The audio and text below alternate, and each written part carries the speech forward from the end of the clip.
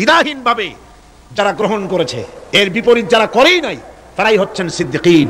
হযরতে যেমন একটা দৃষ্টান্ত, হযরতে আবু বকর সিদ্দিক রাদিয়াল্লাহু তাআলা আনহু, মেরাজ থেকে হুজুর ফিরে এসেছেন সকালবেলায়, ফজরের নামাজ পড়ে বসেছেন কাবা শরীফে, তিনি বসে আছেন।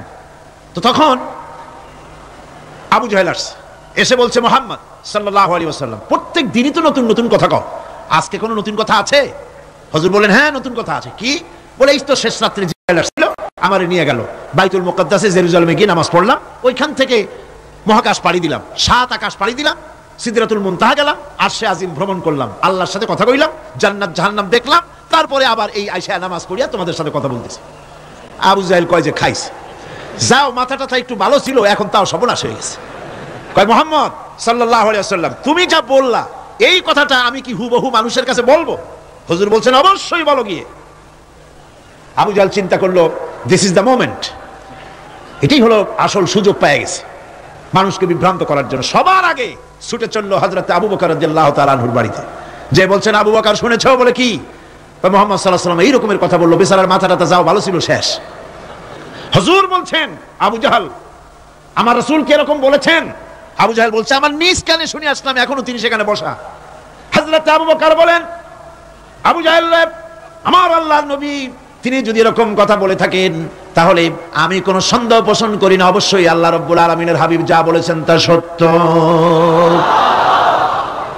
হযরত আবু বকর রাদিয়াল্লাহু তাআলা আনহু মসজিদে হারামে আসলেন, হুজুরকে জিজ্ঞেস করলেন, হুজুর, আবু জাহেল আমাকে এই সব কথা বললো, এগুলি কি ঠিক? হুজুর বলেন, হ্যাঁ। তিনি ঘটনা বয়ান করলেন। হযরত আবু বকর বললেন, হে রাসূল, আপনি যা বলেছেন সত্য বলেছেন, আপনার মেরাজ ঠিক হয়েছে, সঠিক হয়েছে, সন্দেহ নাই। হুজুর বলেন, আবু বকর, তুমি তো শুধু আবু বকর নাও, তুমি সিদ্দিক। সত্যকে যারা অকুণ্ঠ চিত্তে দ্বিধাহীন ভাবে যারা সত্যের সামনে মাথা নত করেছে, গ্রহণ করে নিয়েছে, দ্বিমত পোষণ করে নাই, কোন রকমের দুষ্ট বুদ্ধির আশ্রয় গ্রহণ করেনি, উল্টাপাল্টা করেনি, এই সমস্ত মানুষেরই হলো সিদ্দিক। আর এদের দলকেই সিদ্দিকিন বলা হয়। তাহলে নবিয়্যিন, সিদ্দিকিন, এনারা হচ্ছেন নিয়ামত প্রাপ্ত। 3 নম্বরে হচ্ছে শুহাদা, সত্যকে যারা সত্যের সাক্ষী দিয়েছে, সত্যের সাক্ষ্যদাতা। সত্য হচ্ছে ইসলাম। সত্য কি? ইসলাম। সত্য হচ্ছে আল্লাহ, সত্য হচ্ছে নবী, সত্য হচ্ছে কোরআন, সত্য হচ্ছে হাদিস। এই মহাসত্যকে যারা স্বীকৃতি দিয়েছে, নিজেদের কথা দিয়ে, কাজ দিয়ে, ধন দিয়ে, সম্পদ দিয়ে, এমনকি নিজের জীবনটা এই রাস্তায় বিলিয়ে দিয়ে, মহাসত্যের চিরস্থায়ী সাক্ষী দিয়ে দুনিয়া থেকে যারা বিদায় হলেন, ওনারা হচ্ছেন শহীদ। 4 নম্বরে হচ্ছে সালিহিন। 4 নম্বরে কি? যারা অটল থেকে, পুণ্যের সাথে, হকের সাথে অটল থেকেছেন, কোন অবস্থাতেই ইসলামী আদর্শের বিরুদ্ধাচরণ করেনি, তারাই হচ্ছেন সালিহিন। ইসলামের আদর্শ ছাড়ে নাই, পরিত্যাগ করে নাই, জীবনের সবকিছুর বিনিময় এটাকে আঁকড়ে ধরে থেকেছেন, ইসলামী আদর্শের পরিপন্থী কিচ্ছু করেন নাই। এরা হচ্ছেন সালিহিন। কোন আলহামদুলিল্লাহ। আল্লাহর অনুগ্রহ প্রাপ্ত কয় শ্রেণী? 4 শ্রেণী। নবীজিন, সিদ্দিকিন, শুহাদা, সালিহিন। এই 4 শ্রেণীর লোকেরাই হচ্ছে নিয়ামতপ্রাপ্ত। আমরা বলেছি, সিরাতাল্লাযীনা আন'আমতা আলাইহিম গায়রিল মাগদুবি আলাইহিম ওয়ালাদ-দাল্লিন। নিয়ামতপ্রাপ্তদের পথ চাই, অনুগ্রহপ্রাপ্তদের পথ। আর অভিশপ্ত পথভ্রষ্টদের পথ আমরা চাই না, আমরা পরিহার করে চলবো। এটা একটু ওয়াদাও বটে। যারা অভিশপ্ত, যারা পথভ্রষ্ট, ওরা কারা? মাগদুব এবং দল্লিন। মাগদুব হচ্ছে অভিশপ্ত, দল্লিন হচ্ছে পথভ্রষ্ট। মুহাদ্দিসিন সব একমত, মাগদুব হচ্ছে ইহুদিরা। মাগদুব কারা? বলেন না, কারা? আর দল্লিন, অভিশপ্ত কারা? ইহুদিদের। অভিশপ্ত হওয়ার কারণটা কি? আল্লাহ রাব্বুল আলামিন বলেন, শোনো কারণ কি।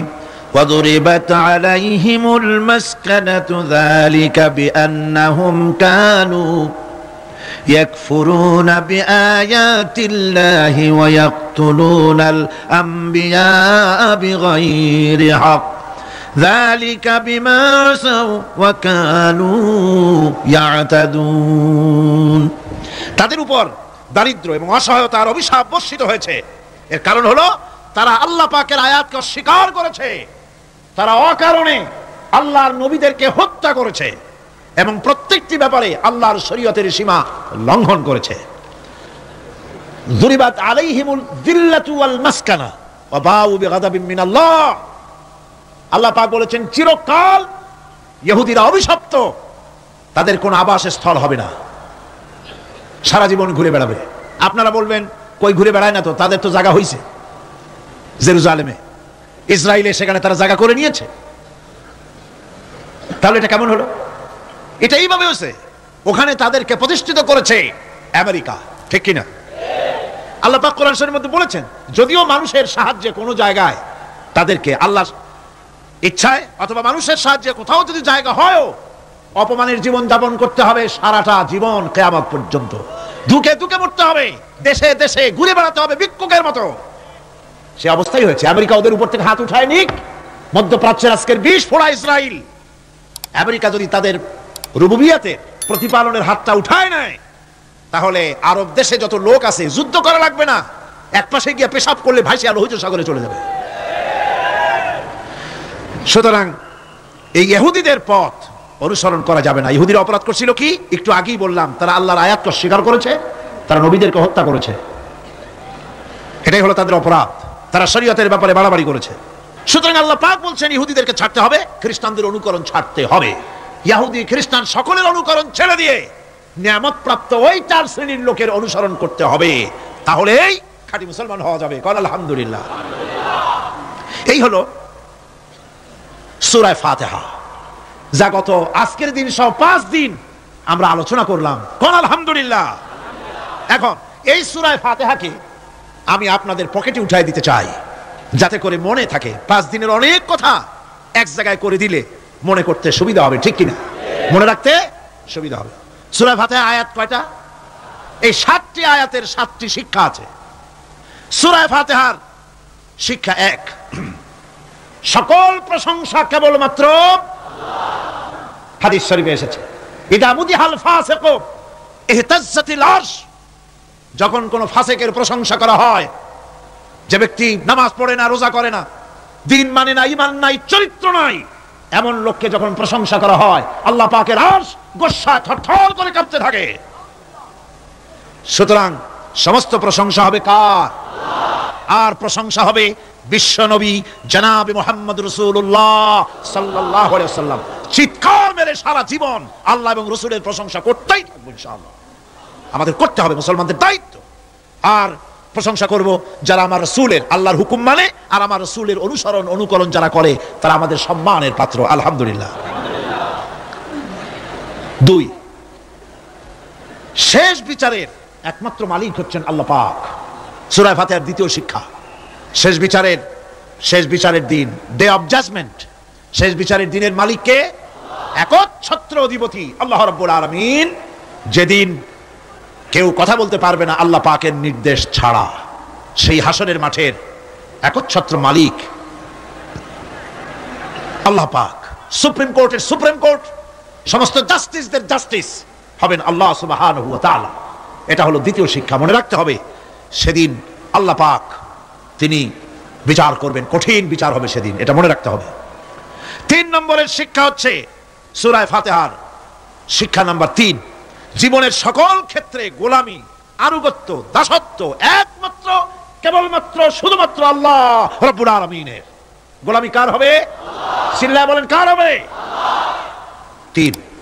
4 নম্বরে সাহায্য চাইতে হবে কেবলমাত্র কার কাছে? আল্লাহ পাকের কাছে। 5, হেদায়েতের গ্রন্থ হিসাবে গ্রহণ করতে হবে আল্লাহ পাকের কোরআনে কারীমকে। 6, অনুসরণ করতে হবে কেবলমাত্র নবীয়িন, সিদ্দিকিন, শুহাদা, সালেহিনদেরকে। 7, জীবনের সকল স্তর থেকে ইহুদি এবং নাসারাদের প্রভাব মুক্ত করতে হবে নিজের জীবনকে। ইহুদি, নাসারা, আল্লাহ বিরোধী যারা মুশরিক, নাস্তিক, মুরতাদ, এই সবগুলি থেকে নিজেকে মুক্ত করতে হবে। গোলামি হবে কেবলমাত্র আল্লাহ পাকের। আর এইভাবে 7টি আয়াতের 7টি শিক্ষা আপনাদের সামনে পেশ করলাম। আল্লাহ রাব্বুল আলামিন এগুলির জন্য মানার তৌফিক আমাদের দেন, আমরা বলি আমিন। আসমান এবং জমিনে যা কিছু আছে সব আল্লাহ পাকের, আর যে সব ফেরেশতারা তার নিকটে আছে তারা সবাই আল্লাহ পাকের বন্দেগী করছে। আল্লাহ পাকের বন্দেগী করার ভিতরে কেউ ত্রুটি করছে না। ইউসাব্বিহুনাল লাইলা ওয়ান নাহারা লা ইয়াফতুরুন, তারা রাত দিন তার প্রশংসা কীর্তনে মাথা নত করে দিয়ে কোন রকমের বিশ্রাম ছাড়া, শৈথিল্য ছাড়া সব আল্লাহ পাকের জিকির করছে, তাসবিহ করছে, আনুগত্য করছে। আকাশের সমস্ত ফেরেশতারা, কত ফেরেশতা তার তো কোনো ঠিক ঠিকানা নাই। কত লক্ষ লক্ষ ফেরেশতা আছে শুধু রুকুর হালতে আছে, কেউ তো সিজদার হালতে আছে, কেউ তো কিয়ামের হালতে আছে, আর যার উপরে যে ডিউটি আছে সেই ডিউটি পালন করছে, সব আল্লাহ পাকের আনুগত্য করে চলছে। এভাবে করে আল্লাহ পাক বলছেন যে আমার আনুগত্য এবং আমার তাসবিহ, আমার গুণকীর্তন করার জন্য সবাই এর মধ্যে ব্যস্ত আছে। ইউসাব্বিহু লিল্লাহি মা ফিস সামাওয়াতি ওয়া মা ফিল আরদ আল মালিকিল কুদ্দুসিল আজিজিল হাকীম। ইউসাব্বিহু লিল্লাহি, তাসবিহ পড়ছে, সাব্বাহা ইউসাব্বিহু তাসবিহান, তাসবিহ পড়েছে, তাসবিহ পড়ছে, তাসবিহ পড়বে। কিয়ামত পর্যন্ত যা কিছু আছে আকাশে, যা কিছু আছে জমিনে, যা কিছু আছে এর মাঝখানে, সব তাসবিহ পড়ছে কার? আল্লাহ পাকের জিকির করছে, তাসবিহ করছে। হযরত ইউনূস আলাইহিস সালাম মাছের পেটে যখন ঢুকে পড়েছিলেন, যখন নিজের জীবন সম্পর্কে হতাশ হয়ে গিয়েছিলেন, তখন তিনি শুনতে পাচ্ছিলেন চতুর্দিকে যে সমস্ত জলচর প্রাণী আছে, হাত্তাকে সমুদ্রের তলদেশের, দরিয়ার তলদেশের বালুকণা, পাথরের নুড়ি, শৈবাল, সব কিছু থেকে আল্লাহ পাকের জিকির হচ্ছে। আল্লাহ জোরে বলেন আল্লাহ আল্লাহ আল্লাহ আল্লাহ আল্লাহ আল্লাহ আল্লাহ।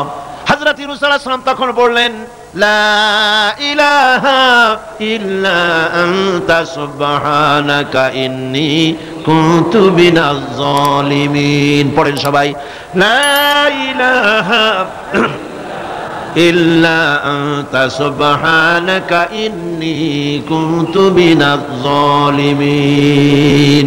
লা ইলাহা ইল্লা আনতা, তুমি ছাড়া কোনো ইলাহ নাই, আমি তোমার প্রশংসা করছি, আমি তোমার পবিত্রতা ঘোষণা করছি, আমি নিজের উপর জুলম করেছি। গাছপালা, তরুলতা সব তাসবিহ পড়ছে, জিকির করছে কার? আল্লাহ পাক। এই জন্য রাসূল কারীম সাল্লাল্লাহু আলাইহি ওয়াসাল্লাম বলেছেন গাছের পাতাটিও ছিল না, প্রয়োজন হলে গাছটা কেটে ফেলো, কিন্তু বিনা প্রয়োজনে গাছের পাতাও ছিল না, কারণ গাছের পাতা আল্লাহ পাকের জিকির করছে। কার জিকির করে? গাছপালা, তরুলতা, কীট পতঙ্গ সব আল্লাহ পাকের তাসবিহ করছে, জিকির করছে। কোরআনে কারীম বলছে ওয়ালিল্লাহি মুলকুস সামাওয়াতি ওয়াল আরদি ওয়া ইলাল্লাহিল মাসির। আকাশ মণ্ডল এবং জমিনের বাদশাহী আল্লাহ পাকের, এবং তারই কাছে আমাদের সকলকে ফিরে যেতে হবে। মালিক হচ্ছেন তিনি, আর তার তাসবিহ আকাশ জমিন, যা দেখতে পাই যা দেখতে পাই না, এর মধ্যস্থিত যা কিছু আছে সব কিছুই আল্লাহ পাকের তাসবিহ গুণকীর্তনে সব নিরত আছে। অন্য আয়াতে আল্লাহ পাক বলেন ওয়ালাহু মান ফিস সামাওয়াতি ওয়াল আরদি কুল্লুন লাহু কানিতুন। আসমান এবং জমিনে যা আছে তা সবই আল্লাহর নির্দেশের সামনে মাথা নত করে দিয়েছে। শুধু তাই নয়, আশ-শামসু ওয়াল কমারু বিহুসবানিন ওয়ান নাজমু ওয়াশ-শাজারু ইয়াসজুদান। সূর্য এবং চন্দ্র হিসাব অনুযায়ী আবর্তিত হচ্ছে, এবং বৃক্ষ এবং নক্ষত্র রাজি সেজদায় রত হয়ে আছে, সব আল্লাহ পাকের সামনে মাথা নত করে দিয়েছে। এই ইবাদত, তাসবিহ, আজ্ঞা অনুবর্তিতা, নিয়মানুবর্তিতা, সচেতনতা, সকল কিছু সকলেই মিলে আল্লাহ পাকের একটি ধূলিকণা থেকে শুরু করে পাহাড় পর্বত পর্যন্ত সব আল্লাহর নিয়ম কানুন মেনেই চলছে। আপনি দেখতে পাচ্ছেন সমুদ্রে যে জোয়ার এবং ভাটা হয়, কার নির্দেশে হয়? কার নির্দেশে হয়? আরো লক্ষ্য করুন, সমুদ্রের পানি লবণাক্ত, এই নোনা পানি, সমুদ্রের নোনা পানিগুলি পদ্মা, মেঘনা, যমুনা, ব্রহ্মপুত্র, শীতলক্ষা, সুরমা, এসব মিষ্টি পানির ভিতরে জোয়ারের টানে লবণাক্ত পানিগুলি ঢুকে যায়, আবার ভাটির টানে মিষ্টি এলাকার পানিগুলি সব গিয়ে সমুদ্রের মধ্যে নোনা পানির মধ্যে চলে যায়। মাঝখানে কোনো পার্টিশন নাই, মাঝখানে কোনো হেজাব নাই, কোনো বেড়া নাই, বাদ নাই, অথচ নোনা পানি মিষ্টি পানির ভিতরে গিয়ে মিষ্টি পানিরে নোনা বানায় না, নোনা পানি মিষ্টি এলাকায় গিয়ে মিষ্টি পানিরে নোনা বানাইতে পারে না। এই যে আল্লাহ পাকের হুকুম মেনে সব চলতেছে, জোয়ার ভাটাগুলি হতেছে, রাত আর দিন চলতেছে। রাত 12টার সময় সূর্য এসে বলে না রাত সর, আমি এখন দিন বানায় ভালাবো। বেলা 12টার সময় রাতের আগমন ঘটতে পারে না। লাশ-শামসু ইয়ানবাগী লাহা আন তুদরিকাল কমারা ওয়ালাল লাইলু সাবিকুন নাহার ওয়া কুল্লুন ফি ফালাকি ইয়াসবাহুন। সূর্য চাঁদকে অতিক্রম করতে পারে না, চাঁদ সূর্যকে অতিক্রম করতে পারে না, কারো সঙ্গে কারো বাধা হয় না, টক্কর লাগে না, সব আল্লাহ পাকের হুকুম মেনে ইলা আজালিম মুসাম্মা নির্ধারিত সময় পর্যন্ত সবাই যাতায়াত করবে। শুধু তাই নয়, আল্লাহ পাকের এক বিরাট সিস্টেম, এক বিরাট কুদরতের মাধ্যমে গোটা পৃথিবী চলছে, এর কোনো পরিবর্তন হবে না। নারকেল গাছে কোনোদিন বেল হবে না, বেল গাছে কোনোদিন তাল হবে না, কাঁঠাল গাছে কোনোদিন খেজুর হবে না, আবার খেজুর গাছে কোনোদিন লিচু হবে না। হবে নাকি? ওয়ালান তাজিদা লিসুন্নাতিল্লাহি তাবদীলা। আমার প্রকৃতির আইনের মধ্যে, আমার ল অফ নেচারের ভেতরে কোনো পরিবর্তন হবে না, সবগুলি আমার আইন মানতে হবে। এখন হতে পারে এমন যে ব্যক্তি আল্লাহরে মানে না, ব্যক্তি বোঝেন না নাকি বোঝেন না, একটা মানুষ আল্লাহরে মানে না, ও না মানতে পারে। যে জিহ্বাটে দিয়া বলে দেয়ার ইজ নো গড, স্রষ্টা বলতে কেউ নাই, যে জিহ্বাটে দিয়া বলে সে জিহ্বা হুকুম মানে কার? আল্লাহ পাকের হুকুম মানে। কি রকম? জিহ্বার উপরে যদি তিতা রাখা আপনি বলেন তিতা থুইছি তাতে কি হয়েছে, খবরদার তিতার টেস্ট নিবি না, তিতা টক এই টেস্ট নিতে পারবি না, আপনার কথা জিহ্বা শুনবে? শুনবে না।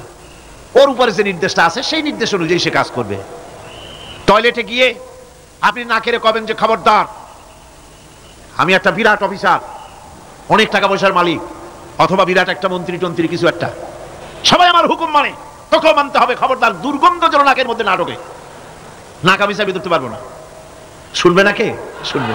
নাক হোক, কান হোক, চোখ হোক, মুখ হোক, প্রত্যেকটা অঙ্গ প্রত্যঙ্গ, এগুলি সব হুকুম মানে কার?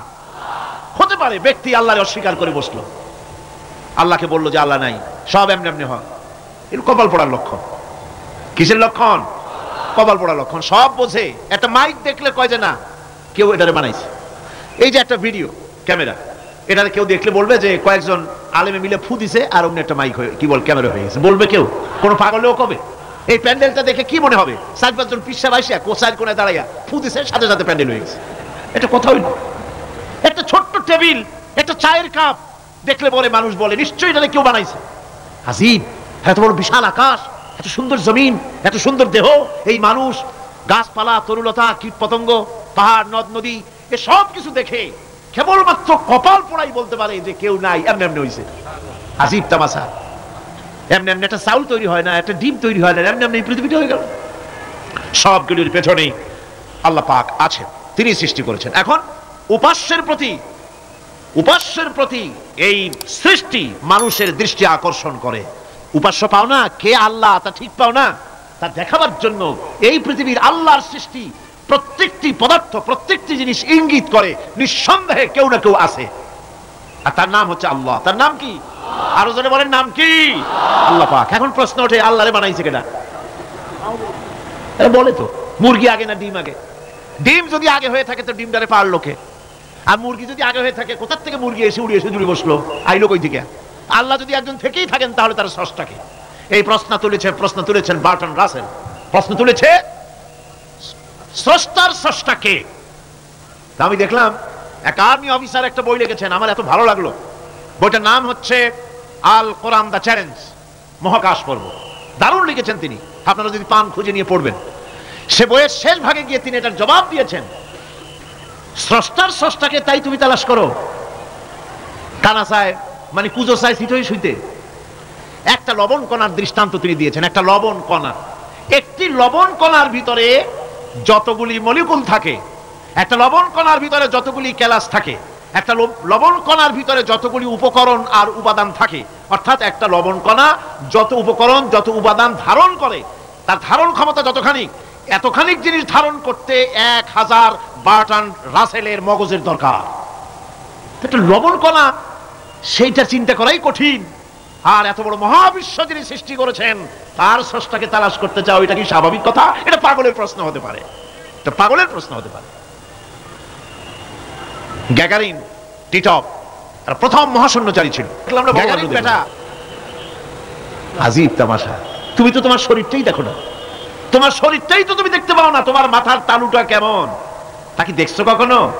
আয়না নিচের দিকে দিয়ে ঠ্যাং উপরের দিকে দিয়ে তাকাইলে যদি দেখো মাথার তালু কেমন, নিজের ঘাট দেখো না, পিঠ দেখো না, নিজের হিপ দেখতে পারো না, আয়না টায়না সাইড বাসখান না নিয়ে দেখার উপায় নাই কোন জায়গায় কি আছে শরীরে, নিজের শরীরটাই দেখো না।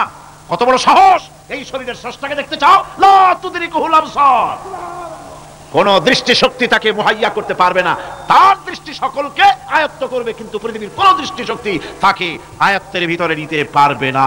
মুসা আলাইহিস সালামের মতো পয়গম্বর তিনি বলেছিলেন রব্বি আরিনি, রব্বি আরিনি, আল্লাহ আমি তোমারে দেখতে চাই। আল্লাহ পাক বলেছেন লান তারানি, কখনোই দেখতে পারবে না। সুবহানাল্লাহ বিহামদিহি। সুতরাং এই পৃথিবীর সবকিছু ইঙ্গিত করে যে একজন আছেন। এই ফুলের সৌন্দর্য যিনি দিলেন, ফুল দেখা যায়, সৌন্দর্য দেখা যায়, কিন্তু গন্ধ দেখা যায় না। এই পানির মিষ্টতা, মিষ্টি পানি, ফুলের গন্ধ, জোনাকি পোকার আলো, এই যে সুন্দর সুন্দর জিনিস দিয়ে আল্লাহ পাক এই বিশ্বকে সজ্জিত করেছেন, এ সব কিছুই ইঙ্গিত করে নিঃসন্দেহে একজন আছেন, আর যিনি আছেন তার নাম হচ্ছে কি? আল্লাহ। জোরে বলেন তিনি কে? আল্লাহ। এখন এই স্রষ্টাকে চিনতে মানুষের বড্ড হয়রানি স্রষ্টাকে চেনার জন্য।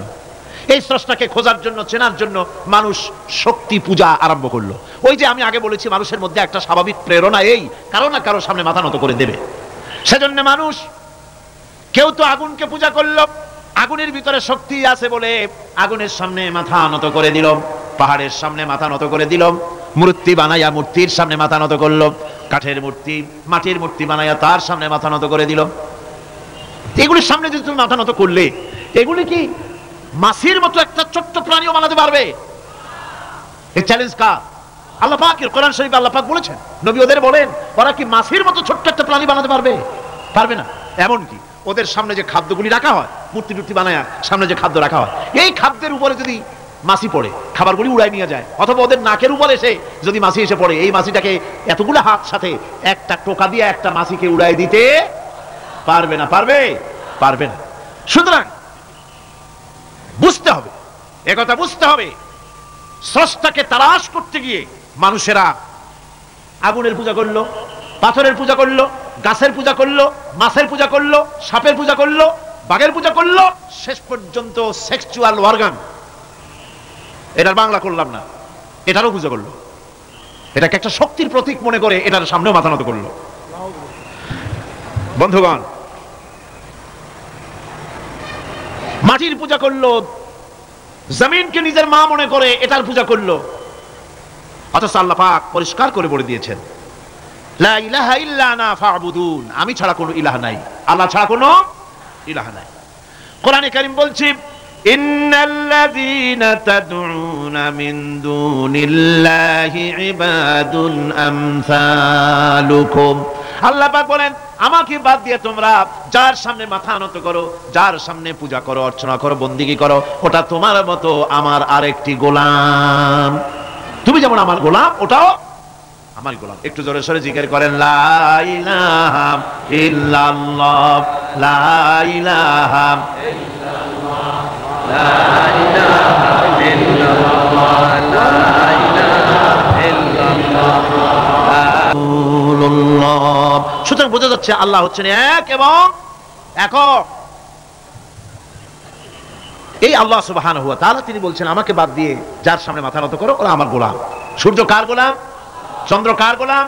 সাপ বলেন, বাঘ বলেন, আগুন বলেন, সব কার গোলাম? এগুলি সব কার কথা শোনে? আগুন যতই পূজা করেন, আগুনের মধ্যে আপনি পড়লে আগুন কি ছাড়বে না। তবে হ্যাঁ, আগুনের মালিক যদি বলে তাহলে ছাড়িয়ে দিবে, ঠিক কিনা? ইব্রাহিম আলাইহিস সালামকে আগুনের ভিতরে যখন ফেলে দেওয়া হচ্ছে, ফেরেশতা বলতেছিল, আমার কাছে সাহায্য চাও, আগুন থেকে বাঁচায় দেই। হযরত ইব্রাহিম বলেছিলেন, আমার তো পরীক্ষা হতেছে, ইমতিহান হতেছে, আমাকে ডিস্টার্ব করো না, আমি তোমার কাছে কেন সাহায্য চাইবো? আমি আগুনে পুড়লে পরে আমার মাবুদ, আমার খোদা, আমার আল্লাহ তিনি যদি খুশি হন, তাহলে আমার এমন আল্লাহকে খুশি করার জন্য 1000 বার পুড়তে রাজি আছি। তোমার কাছে কেন সাহায্য চাইবো? আমি তো অন্ধ, আল্লাহর ইবাদত করি না যিনি আমার দুঃখ দুর্দশা নিজের চোখে না দেখেন। আগুনের মধ্যে পড়ে গেলেন। আল্লাহ পাক আগুনকে অর্ডার করে দিলেন, ইয়া নারু কুনি বারদাও ওয়া সালামান আলা ইব্রাহিম। আগুন, আমার ইব্রাহিমের জন্য ঠান্ডা হয়ে যা, শান্তিদায়ক ঠান্ডা হয়ে যা। তাহলে দেখা গেল আগুনের মালিক হচ্ছেন আল্লাহ পাক। আল্লাহ পাক আজও যদি কোনো পূজা করা রাখবেন আগুনের, আগুনের পূজা করা তো হারাম। আগুন হচ্ছে আল্লাহর গোলাম, আল্লাহর সৃষ্টি, এটা হচ্ছে মাখলুক, আল্লাহ হচ্ছেন খালিক। বিশ্বকবি, কবি সম্রাট আল্লামা ডক্টর ইকবাল কি সুন্দর করে বলেছেন, আজ ভি হো জো ইব্রাহিম কা ইমা पैदा, आज भी हो जो इब्राहिम का इमा पैदा, आग कर सकती है एक अंदाज गुलिस्तां पैदा। ইব্রাহিমের ঈমান যদি আজও কোথাও হয় বিদ্যমান, করতে পারেন অগ্নিকুণ্ডে খুবসুরত এক গুলিস্তান। এখনো যদি ইব্রাহিমের ঈমান যদি কারো মধ্যে জাগ্রত হয় আর তাকে যদি আগুনে ফালানো হয়, সে আল্লাহ আজও আছেন না নাই? আছে কি না? আল্লাহু লা ইলাহা ইল্লা হুয়াল হাইয়ুল কাইয়ুম। পড়েন সবাই, আল্লাহু লা ইলাহা ইল্লা হুয়াল হাইয়ুল কাইয়ুম। তিনি সদা জাগ্রত, তিনি চিরঞ্জীব। সুতরাং মহান শক্তিধর আল্লাহ পাক, তার হচ্ছে সব গোলাম। তুমি গোলাম হইয়া আর এক গোলামের কাছে হাত পাতো, সে তোমারে কিচ্ছু দিতে পারবে না। আমি দৃষ্টান্ত দিতে গিয়ে বলি, একজন ভিক্ষুক সে যদি আরেকজন ভিক্ষুকের কাছে গিয়ে বলে, ভাই আমারে 10টা টাকা দাও, সে 10 টাকা পাবে কই? সারাদিন খরচ করে পাইছে মোটে 5 টাকা, তোমার তো 10 টাকা দিতে পারবে না। ও ভিক্ষুক, তুমিও ভিক্ষুক। সুতরাং গোটা বিশ্ববাসী হচ্ছে আল্লাহ পাকের কাছে ভিক্ষুক। সবগুলি কি ভিক্ষুক? প্রধানমন্ত্রী হোক, প্রেসিডেন্ট হোক, প্রধান সেনাপতি হোক, আল্লাহ পাকের দরবারে এগুলি কিচ্ছুই না। ওলা এগুলি সব কি শিখাচ্ছে? একজন আছেন, সেটাকে বুঝতে হবে। বোঝার জন্য আল্লাহ কি দিয়েছেন? কি বোঝার জন্য আল্লাহ পাক মানুষকে ব্রেন দিয়েছেন, বিবেক দিয়েছেন। শোনার জন্য কান দিয়েছেন, দেখার জন্য চোখ দিয়েছেন। আল্লাহ পাক বলছেন, লাহুম কুলুবুন লা ইয়াফকাহুনা বিহা ওয়া লাহুম আয়ুনুন লা ইউবসিরুনা বিহা ওয়া লাহুম আযানুন লা ইয়াসমাউনা বিহা উলাইকা কাল আনআম বাল হুম আযাল উলাইকা হুমুল গাফিলুন। আমি যাদেরকে কান দিয়েছিলাম, কলব দিয়েছিলাম, বিবেক দিয়েছিলাম, বিবেক দিয়ে সব বুঝলো, কিন্তু আমারে বুঝলো না। বিবেক দিয়ে সব বুঝলো, বিবেক দিয়ে সমস্ত জিনিস, নিজের স্বার্থের জিনিসগুলি বুঝলো, কিন্তু আল্লাহকে বুঝলো না।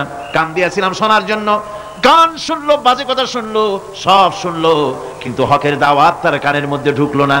হক বুঝলো না, হক শুনলো না, হক দেখলো না, সত্যকে চিনতে পারলো না। আল্লাহ পাক বলেন, উলাইকা কাল আনআম, এরা হলো চতুষ্পদ জানোয়ার, জানোয়ার পশু। আল্লাহ কয় না, খালি পশু কইলে সারে না, বাল হুম আদাল, একেবারে পশুর চাইতো নিকৃষ্ট। কারণ কি? কারণ হলো পশু অবিশ্বাসী নয়, পশু অবিশ্বাসী নয়, পশু কাফের নয়, পশু মুশরিক নয়, পশু মুরতাদ নয়, পশু নাস্তিক নয়। ঠিক কিনা? সুতরাং পশুর চাইতেও খারাপ, পশুর চাইতেও খারাপ। পশু যেটা বোঝে তাও বোঝে না। পশু তো অন্তত মালিকের আনুগত্য করে, তার কথা শোনে, যার খায় তার কথা শোনে। কুত্তাটাও, কুকুরও যার খায় তার কথা শোনে। ঠিক কিনা গণ? অথচ যে আল্লাহ রাব্বুল আলামিন খেতে দিলেন, পড়তে দিলেন, সব কিছু দিলেন, তার ইবাদতটা বুঝতে চেষ্টা করলো না, তার ইবাদত বুঝতে চেষ্টা করলো না, তার গোলামি করতে জানলো না। সুতরাং এগুলি হচ্ছে উলাইকা কাল আনআম, এগুলি চতুষ্পদ জন্তু এবং জানোয়ারের মতো, বরং তার থেকেও নিকৃষ্ট। মানুষকে আল্লাহ পাক জ্ঞান দিয়েছিলেন, সেই জ্ঞান দিয়ে সে দূরবীন আবিষ্কার করলো, জ্ঞান দিয়ে দূরবীন আবিষ্কার করলো, যাতে করে শকুনের চাইতেও তীক্ষ্ণ দৃষ্টি সম্পন্ন হয়। সে গাড়ি আবিষ্কার করলো, যাতে করে চিতাবাঘের চাইতেও বেশি দৌড়াইতে পারে। সে সাবমেরিন আবিষ্কার করলো, যাতে করে মাছের চাইতেও বেশি দ্রুতগামী হয়ে চলতে পারে পানির তলা দিয়া। সব কিছুই করলো, কিন্তু তার মনুষ্যত্বকে বাড়াইতে পারলো না, মনুষ্যত্বকে বাড়াতে পারলো না। এই মনুষ্যত্বই ছিল সবচেয়ে বড় জিনিস।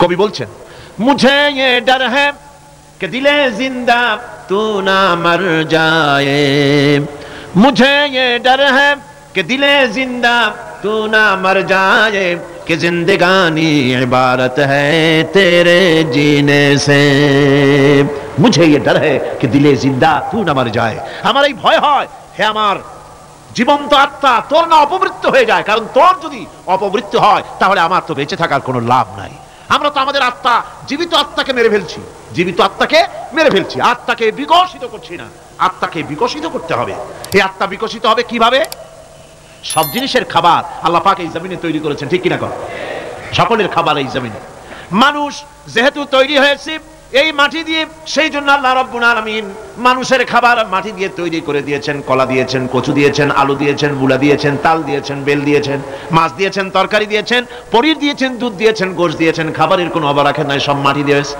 কিন্তু যেই রূহটা আমাদের ভিতরে যে আত্মাটা আমাদের মধ্যে যে আত্মা থাকলে পরে বাঁচি আত্মা না থাকলে পরে মরে যাই সেই রূহের খাবার আমরা কেউ দিতেছি না রূহটা কি আল্লাহ পাক বলছেন নবী আপনাকে প্রশ্ন করা হয় ওয়ায়াসআলুনাকা আনির রূহ কুলির রূহু মিন আমরি রাব্বি নবী হে প্রশ্ন করা হয় রূহ কি জিনিস এর জবাব হচ্ছে এই বলে দিন রূহ হচ্ছে আল্লাহর একটু অর্ডার একটু হুকুম তোমার ভিতরে কাজ করছে ওই রূহেরও কিছু খাবার আছে ওই রূহেরও কিছু খাবার আছে সেই রূহকে খাবার জমিনে তৈরি হবে না রূহ গোশত খাবে না পনির খাবে না দুধ খাবে না সর খাবে না ফল খাবে না কি খাবে রূহের খাবার যেহেতু রূহ এই পৃথিবীতে তৈরি হয় নাই রূহ এসেছে আলমে আরওয়াহ থেকে সেজন্য রব্বুল আলামিন রূহের খাবার পাঠিয়েছেন লৌহ মাহফুজ থেকে আল্লাহ পাক কোরআনে কারীমকে রূহের খোরাক করে পাঠিয়েছেন রূহকে যদি বাঁচাতে চান তাহলে তার একমাত্র খাদ্য হতেছে তেলাওয়াতে কোরআন যত তেলাওয়াত করবেন ততই মজা লাগবে সুবহানাল্লাহ কোন সুবহানাল্লাহ একটু হারাম শরীফ থেকে বেরিয়ে আসেন টাকা পয়সা যাদের আছে তাদের বলছি পয়সা কড়ি যাদের আছে সিঙ্গাপুর বেড়ায় আরে সিঙ্গাপুর বেড়ায় করবা কি মার্কেটিং ছাড়া আর কিছুই নাই সিঙ্গাপুর ব্যাংকক হংকং এই সমস্ত জায়গায় ঘুরে টুরে আসে খুব দেখে আসছে টাকা নষ্ট করে লাভ নাই বরং পয়সা কড়ি যদি আল্লাহ দিয়ে থাকেন হস্ত করবেনই পয়সা কড়ি বেশি থাকলে রমজান মুবারকে উমরা করে এসেন রাসূল করিম সাল্লাল্লাহু আলাইহি ওয়াসাল্লাম বলেছেন যে ব্যক্তি রমজান মুবারকে উমরা করলো সেজন্য আমার সাথে হজ আদায় করলো কেন বলছি এই জন্য বললাম আল্লাহ পাক আমাকে কয়েকবার নসিব করেছেন সেখানে যখন রমজান মুবারকে যখন তেলাওয়াত হতে থাকে তারাবিহের ভেতরে মনে হচ্ছে যেন আকাশ থেকে ওহী নাজিল হতেছে মানুষের চোখের পানি নাকের পানি একাকার হয়ে যায় হারাম শরীফের ভিতরে সেখানে তো মুনাজাত সারা বছর মুনাজাত হয় না মুনাজাত হয় রমজান মুবারকের বেতেরের নামাজের ভিতরে ইমাম সাহেব হাত তুলে মুনাজাত করেন অন্তত 8 থেকে 10 লক্ষ মানুষ হজের মৌসুমের মতো কাঁদতে কাঁদতে পাগল হয়ে যায় কোরআন কি মজা কোরআন হচ্ছে রূহের খাবার আমরা তো রূহের খাওয়াই না ঘোড়ার উপরে চড়ি গাধার উপরে চড়ি ঘোড়ারে গাধারে জন্মের মতো মোটেই খাইতে দেই না নিজে খাই জন্মের মতো খাইয়া ঘোড়ারে খাইতে দেওয়া হয় না গাধারে খাইতে দেওয়া হয় না ফলে ওর উপরে যখন সওয়ার হয় তখন ঘোড়া গাধা না খাইতে খাইতে একদিন চার দিকে দিয়া জায়গায় সিটে মরা ছাড়া আর কোনো পথ থাকে না আমাদের মানুষেরা খায় কি সুবহানাল্লাহ এই যে শবে বরাত আসতেছে কি যে খাবে দিশা আগের থেকে লিস্ট তৈরি হয়ে যায় কতটা আইটেম তৈরি করা হবে রমজান মাসে আল্লাহ একটু কম টম মান্দায় খাবে একটা রমজান মাস আল্লাহ দিলেন সেই রোজার মাসে যে সারাদিন খায় না এটাকে উসুল করে ইফতারের সময় সে যে কত খাবা চোখ সারা বড় হয়ে যাবে দেখলে পেঁয়াজি বেগুনি হালিম শরবত তরমুজ বেল কলা কচু না কি খাইতে খাইতে মাগরিবের রক্ত শেষ কয় ভাই নামাজটা কোনো রকম পড়ে আসি তারপরে খাবো না আবার গেল নামাজ পড়তে আবার এসে খাইলো খাইয়া তারপরে আবার ভাত খাইলো কেমনি যে খায় আল্লাহই জানে গলায় আঙ্গুল দিলে পাওয়া যায় এরকম খাইয়া তারপরে তারাবি পড়তে দাঁড়ায় না জনমের মতো খাইলে পরে তো অলস হবে শরীর তারাবি পড়তে দাঁড়াইছে লম্বা কেরাত হচ্ছে উনি রুকুতে আছে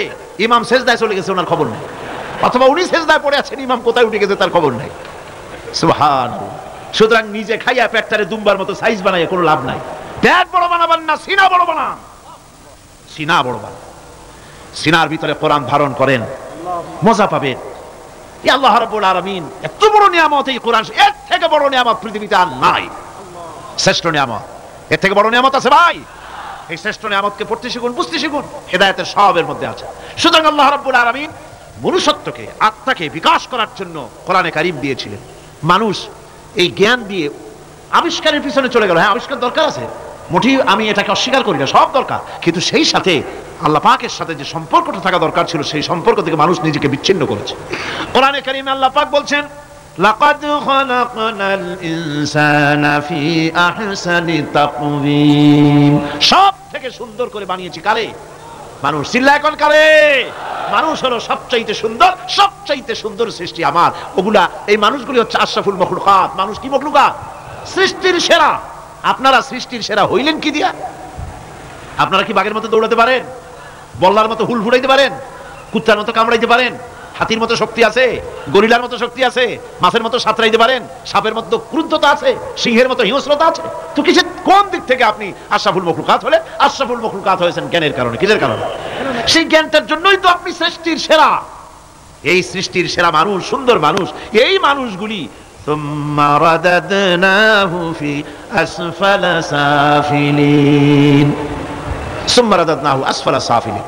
এই মানুষ নিচে নামতে নামতে এত নিচে নামে, শয়তান অবাক হয়ে গালে হাত দিয়া নিচের দিকে তাকাইয়া দেখে আর চিন্তা করে এর দূর নামলো কেমনে। শয়তান অবাক হয়ে যায় মানুষের অবস্থা দেখে। আর America, British parliament, American parliament আইন পাস করে পুরুষে পুরুষে বিবাহ জায়েজ করে দিয়েছে সেখানে।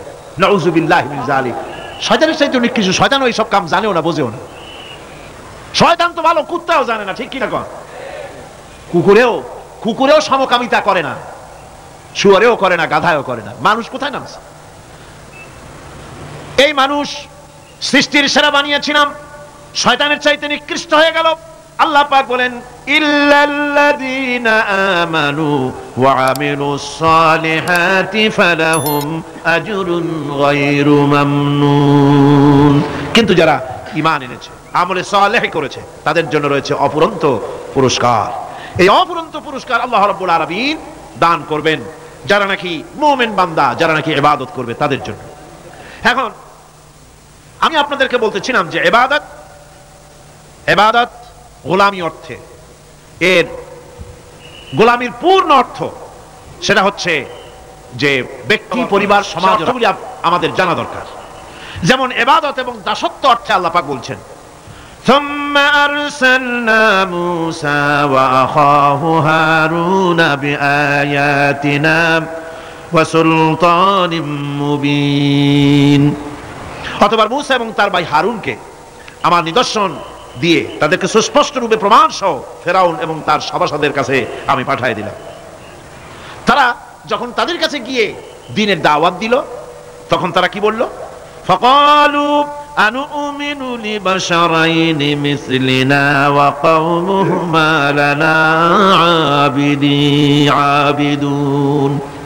আমি যখন তাদেরকে পাঠালাম, তারা যখন দ্বীনের দাওয়াত দিলেন, ইবাদতের দাওয়াত দিলেন, তখন তারা বলল আমরা কি এমন আমাদেরই মতো দুজন মানুষের আনুগত্য করব? এখানে আবিদুন অর্থাৎ দাসত্ব, আমরা কি তার দাসত্ব করব? এই দাসত্ব একমাত্র আল্লাহরই হতে পারে, আর কারো হতে পারে না। সেজন্য কোরআনে কারীম অন্যত্র বলছে ইয়া আইয়ুহাল্লাযীনা আমানু কুলু মিন তাইয়্যিবাতি মা রাযাকনাকুম ওয়াশকুরু লিল্লাহি ইন কুনতুম ইয়্যাহু তা'বুদুন। হে ঈমানদারেরা, তোমরা যদি আমার ইবাদত করো, তবে আমি তোমাদেরকে যে সব পবিত্র জিনিস দান করেছি তা খাও এবং আল্লাহর শুকর আদায় করো। তো ইবাদত আল্লাহ পাকের করলে আল্লাহ পাক তাদেরকে খেতে দিবেন, পড়তে দিবেন, সবকিছু আল্লাহ পাক করে দিবেন। তো আল্লাহ পাকের ইবাদত করতে হবে, আল্লাহ পাকের উপর ঈমান আনতে হবে, আর তাগুতকে অস্বীকার করতে হবে। অন্য আরেকটি আয়াতে কথাটা এভাবে এসেছে ফামান ইয়াকফুর বিত-তাগুতি ওয়া ইউমিন বিল্লাহি ফাকাদ ইসতামসাকা বিল উরওয়াতিল উসকা লাউ ফিসামা লাহা ওয়াল্লাহু সামিউন আলীম।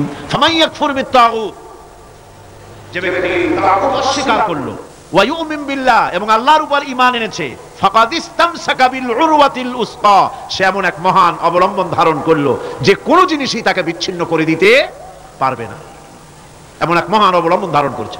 সুতরাং আল্লাহর উপর ঈমান আনতে হবে, তাগুতকে অস্বীকার করতে হবে। ইবাদত জীবনের সকল ক্ষেত্রে করতে হবে কার? আল্লাহ পাক। কোরআনে কারীম বলছে, এর আগে আমি প্রথমে শুনিয়েছি সমস্ত নবীরা, আম্বিয়া আলাইহিস সালাম, তারা তার নিজের জাতিকে গোলামির জন্য দাওয়াত দিয়েছেন। আল্লাহ পাকের বলেছেন আমার জাতি, একমাত্র নবী মুহাম্মদ রাসূলুল্লাহ সাল্লাল্লাহু আলাইহি ওয়াসাল্লাম আমার জাতি, তিনি বলেন নাই। তাকে দিয়ে আল্লাহ পাক বলেছেন ইয়া আইয়ুহান নাসু উবুদু রাব্বাকুমুল্লাযী খালাকাকুম ওয়াল্লাযীনা মিন ক্বাবলিকুম লাআল্লাকুম তাত্তাকুন ইয়া আইয়ুহান নাস উবুদু রাব্বাকুমুল্লাযী খালাকাকুম রাব্বাকুম উবুদু রাব্বাকুম আয় আতিউ রাব্বাকুম গোলামি করো, আনুগত্য করো, দাসত্ব করো তোমার সেই প্রভুর, সেই রবের যিনি তোমাকে সৃষ্টি করেছেন। তার আনুগত্য জীবনের সব ক্ষেত্রে করো। এক জায়গায় করলে হবে না, সব জায়গায় করলে হবে। আগামী রাত্রিটা হচ্ছে শবে বরাত, তাই না? বোঝেন নাকি বোঝেন না? আগামী রাত্রিটাই আমরা হচ্ছে সেই ধরনের মানুষ, মিনিমাম লেবার ম্যাক্সিমাম প্রফিট। অল্প কাজ করে বেশি প্রফিট যদি করা যায়, আমরা সেই পক্ষে বেশি। শবে বরাত, শবে কদরে ইবাদত করিয়া জীবনের সব গুনাহ মাফ করাইতে চাই, আর করাইয়া মনে করলাম, বিশ্বাস করলাম যেটা এইভাবে হয়, কিন্তু পরের দিন থেকে আবার যেরকম ছিল মানুষ সেরকম হয়ে যায়। সারা রাত জাগলো শবে বরাতে, সারা রাত জাগলো। সকালবেলায় যে ব্যবসায়ী সারা রাত জাগলো, সকালবেলায় দোকানে দিয়ে ওজনে কম দেওয়ার অভ্যাসটার পরিবর্তন হইল না। যে কৃষক সারা রাত জাগলো, পরের দিন জমিনের আইল ঠেলার অভ্যেসটা পরিবর্তন হলো না। যে ব্যক্তি মিথ্যা কথা বলতো, চুরি করতো, ডাকাতি করতো, যে অফিসার সারা রাত জেগেছেন, পরের দিন অফিসে গিয়ে তার ঘুষ খাওয়ার বদভ্যাস থেকে তিনি নিজেকে বিরত রাখতে পারেননি। তাহলে এই শবে বরাত করে রাত জেগে ফায়দা কতটুকুন ফায়দা? হ্যাঁ, ফায়দা কিছু আছে, ফায়দা আছে। সেটা হলো পায়াস খাওয়া, সেটা হলো গোশত খাওয়া, রুটি খাওয়া, এই ফায়দা তো হবেই, এগুলি হয়। কিন্তু আপনার মূল ফায়দা হবে কি করে যদি আপনার অভ্যাসের পরিবর্তন না হয়? কথা বোঝেন কিনা? মূল অভ্যাসের তো পরিবর্তন করতে হবে। একজন মাঠে মাঠে ঘুরছে, আর এক পাগল এসে জিজ্ঞেস করছে, ঘুরছো কেন? ঘুরবো না, আগামীকাল কোরবানির দিন, গরু তালাশ করতেছি, গরু পাচ্ছি না, বাজারে টাজারে ঘুরলাম, আবার আর এক বাজারে যাচ্ছি। আরে বাজারে গরু কেন? মাঠে কত গরু আছে, একটা ধরে জবাই দিলেই তো হয়। লোকটি বলছে, দেখো পরের গরু জবাই দিলে তাতে গোনা হবে। কয় না, তুমি অঙ্ক বোঝো না। গরু যাই হোক, কোরবানির দিনে গরু জবাহ যদি করো তাহলে সব একটা হবে। কোরবানি উপলক্ষে জবাহ করছে, একটা সব পাবা না? তো কোরবানির জন্য একটা সব হবে, আর চুরির জন্য অবশ্যই একটা পাপ হবে।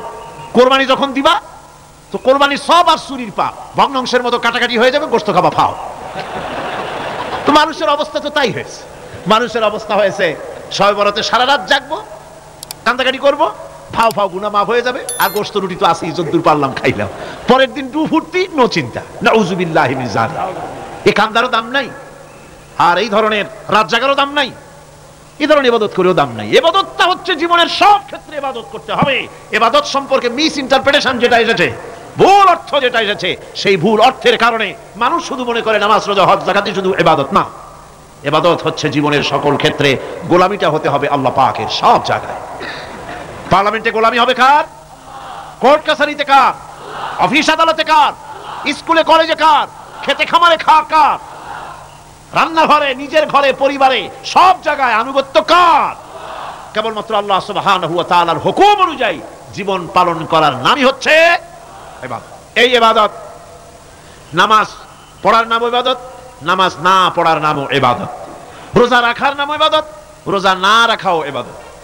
এখন আপনারা বলতে পারেন, যেটা ঠিকই আশ্চর্য কথা শুনাইলেন, নামাজ পড়া তো ইবাদত, নামাজ না পড়া আবার কোন দেশে ইবাদত? রোজা রাখা তো ইবাদত, রোজা না রাখা কোন দেশে ইবাদত? মূল কথা হচ্ছে 5 ওয়াক্ত নামাজ সময় মতো পড়বেন, তা তো আপনার ইবাদত হবে। কিন্তু সূর্য উদয়ের সময়, সূর্য ঠিক মাথার উপরে থাকার সময়, সূর্য ঠিক অস্তগামী হওয়ার সময় নামাজ পড়া জায়েজ নাই, সেজদা করা জায়েজ নাই, হারাম করা হয়েছে। সুতরাং এই 3 সময় নামাজ না পড়াটাই ইবাদত। সারা বছর রোজা রাখবেন, ইবাদত হবে। কিন্তু 2 ঈদের 5 দিন রোজা রাখা হারাম করা হয়েছে, ওই 5 দিন রোজা না রাখাটাই, তার অর্থ হলো জীবনের সমস্ত কাজটাই হলো ইবাদত হবে, যদি মুসলমান আল্লাহর হুকুম মাফিক তার জীবনকে পরিচালনা করে। আপনার চোখের চাহনিটাও তো ইবাদত হবে। সুবহানাল্লাহ। এই চোখ দিয়ে গুনাহ কামাই করা যাবে, আবার এই চোখ দিয়ে সওয়াব কামাই করা যাবে। যদি কোনো সন্তান তার মা বাপের দিকে ভক্তির নজরে, মহব্বতের নজরে যদি তাকায়, নবীজি বলেছেন একটা কবুল নফল হজের সওয়াব আমলনামায় লেখা যাবে।